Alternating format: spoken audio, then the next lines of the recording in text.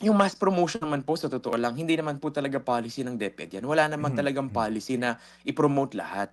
Pero nagkaroon po siguro ng interpretation na ganyan dati kasi merong mga well-intentioned policies na kunyari po, ang nakalagay sa policy is makakakuha ka ng ganitong bonus or ganitong rating kung zero ang bumagsak sa klase mo or sa school mo. Kaya Hmm. nagkaroon ng intention lahat na, ay dapat wala tayong ibagsak. Kasi ibig sabihin nun, it looks like we are not as good, no? So, Mm. ang nangyayari po, nagkaroon siya ng unintended consequence. So, dapat babaguhin po natin yung kaisipang gano'n at yung kulturang gano'n. Kailangan creative po tayo. Sabi nga namin, baka pwede naman ngayon, mas mataas ang rating mo kung marami ang nag-move from illiterate to functionally literate. So, iba Mhm. yung metrics natin, hindi lamang yung pagbagsak. Opo, so dito po sir 'no, dito yung pong, ano yung magiging, panuntunan mismo ng lahat ng public school teachers for yun nga pa sa public school, doon po sa kalidad ng kanilang pagbibigay po yung standard ng kanilang pagbibigay po ng grado sa mga estudyante.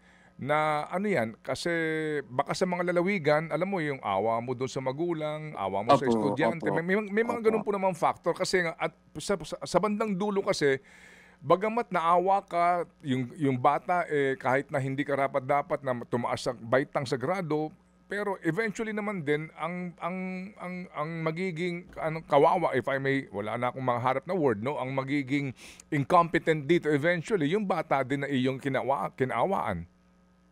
Totoo po 'yan. So, talagang narinig po natin sa mga teachers 'yan ano. Actually sa ground ang sabi po ng mga teachers, Mm. ayaw naman naming ipasa. Pero kasi 'pag nagbagsak kami, minsan kami pa yung kailangang mag-defend sa principal, kailangan naming i-defend sa superintendent, Mhm. napapagalitan pa kami 'pag may Mhm. naibagsak because of yung dating ang kaisipan or practice na hindi masyadong nakauunawa sa kung ano talaga yung gusto nating magawa. So, hindi po marami pong teachers kaming nami-meet, hindi naman nila gustong gawin 'yun. Naging na para silang napilitan ng sistema or ng kaisipan kung saan man sila naroroon. So, siguro po sa atin nga yung kultura na ang kailangan natin din baguhin na itong pagkatuto kailangan nating talagang siguruhin nangyayari sa bawat estudyante kasi po kung hindi, mas kawawa talaga yung estudyante. Mas magandang magawa na siya ng solusyon habang kaya pang agapan kaysa masyado ng huli tapos nagta-try po tayong mag-remediate.